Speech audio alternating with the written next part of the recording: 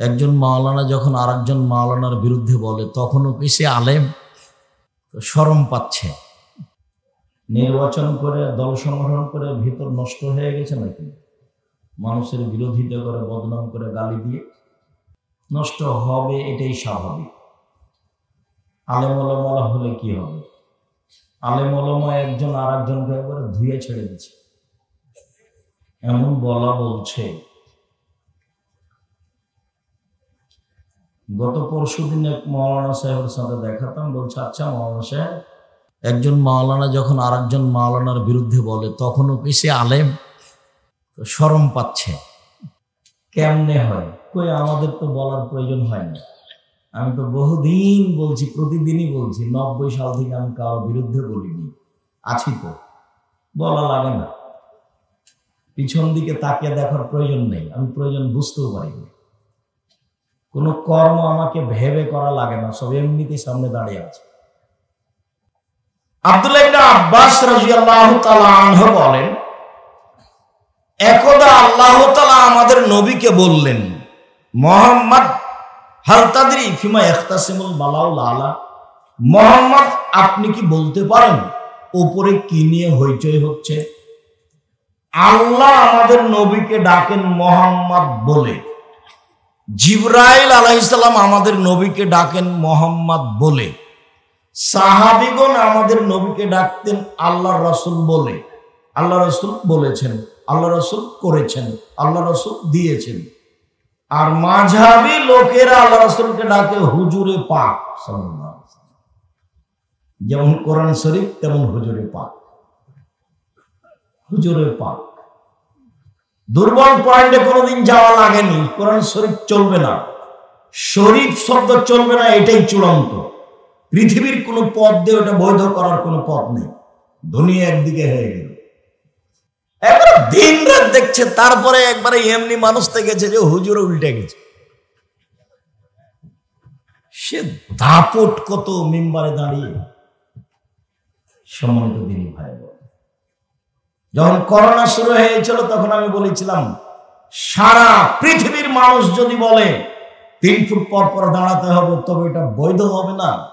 মুহাম্মদ সাল্লাল্লাহু আলাইহি সাল্লামকে আবার বলতে হবে পৃথিবীতে এসে যে 3 ফুট পর পর দাঁড়ানো যায়। যেহেতু মুহাম্মদ সাল্লাল্লাহু আলাইহি সাল্লাম কিয়ামত পর্যন্ত আর কোনোদিন আসবেন না, কাজে 3 ফুটের বৈধতাও হবে না, কোনো পথ নেই। বলেছিলাম করোনার আমি 5 পয়সা জিরো দাম দিনে যে যার করোনা হয়েছে তার সাথে একসাথে খাবো, যে করোনায় মারা গেছে তার জানাজা দেবো, গোসল দেবো, সবকিছু করবো, আমি করব। এতে যদি আমাকে করোনা ধরে, এটা আমি বলবো না যে তার কারণে ধরেছে, আমি বলবো পৃথিবী সৃষ্টির 50,000 বছর পূর্বে আমার ভাগ্যে করোনা লেখা হয়েছিল, সেই জন্য ধরেছে। মাস্ক দিয়ে আমি ভাগ্য বাড়াতে চাইনি। দুবাই ওই সময় গিয়ে বলছে আপনি মাস্ক লাগান, জরিমানা হলো 3000 দিরহাম, অনেক টাকা। 3000 দিরহাম বলে আচ্ছা চলো জরিমানা লাগুক তো, তারপরে দেখা যাবে। মাস্ক দিয়ে ভাগ্য বাড়াতে রাজি নয়, বিশ্বাস করি ভাগ্যকে।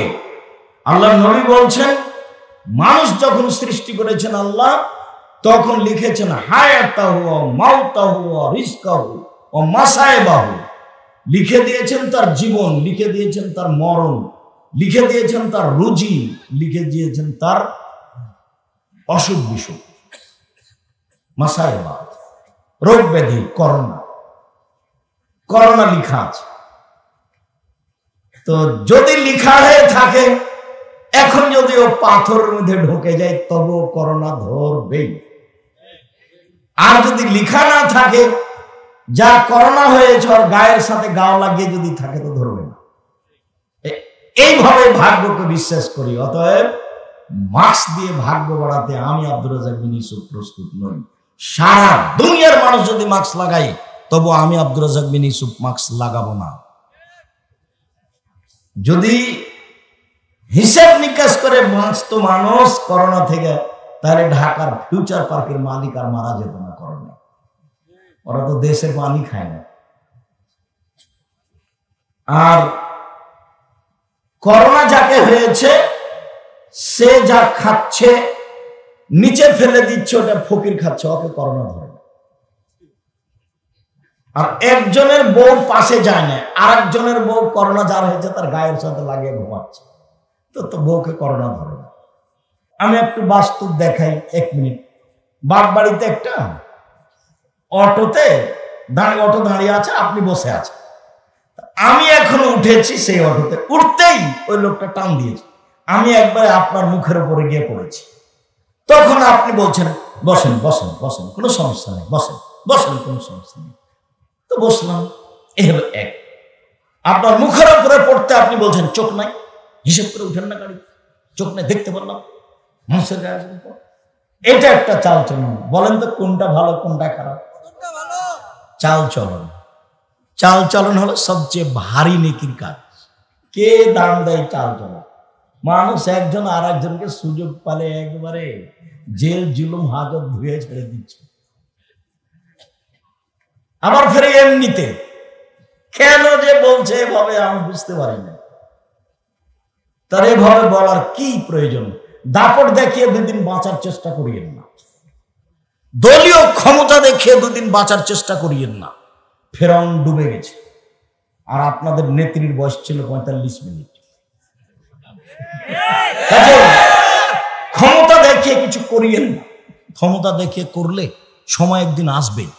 1500 বছর পরে ফেরাউন ডুবে গেছে, 1500 বছর। তাকে পরিস্থিতি মাফ করেনি। কাজে দাপট দেখিয়ে, ক্ষমতা দেখিয়ে, মানুষকে জেল হাজতে দিয়ে, মানুষের উপর জুলুম করে, মানুষকে অন্যায় অপমান করে, মানুষকে খাটো করে, মানুষকে হেউ তুচ্ছ করে 2 দিন বেঁচে থাকার চেষ্টা করিয়েন না। খুব সাধারণভাবে নরম হয়ে বাঁচেন। একদিন বয়স ছিল 40, দেখবেন 60, তারপরে দেখবেন নেই। আমি তো সেই দিন আসলাম বক্তব্য দিতে, মনে হচ্ছে ওই যে সেই দিন 90 সালে একবারে প্রথম ফতেহ আলী মসজিদে, দেখি এখন অনেক দিন হয়ে গেছে। কাজেই কিছু করে মানুষের ক্ষতি করে, মানুষকে খাটো করে 1 ঘন্টা বেঁচে থাকার চেষ্টা করিয়েন না। 4টা কাজ করবেন জীবনে। 1 5 ওয়াক্ত সালাত, 2 হালাল রুজি, 3 কোরআন তেলাওয়াত, 4 দুজন যেখানে বসে আছে সেখানে বসবেন না। আড্ডা পিটা চিরদিনের জন্য হারাম। দোকানে বসে গল্প করা চিরদিনের জন্য হারাম। আড্ডা পিটা চিরদিনের জন্য হারাম।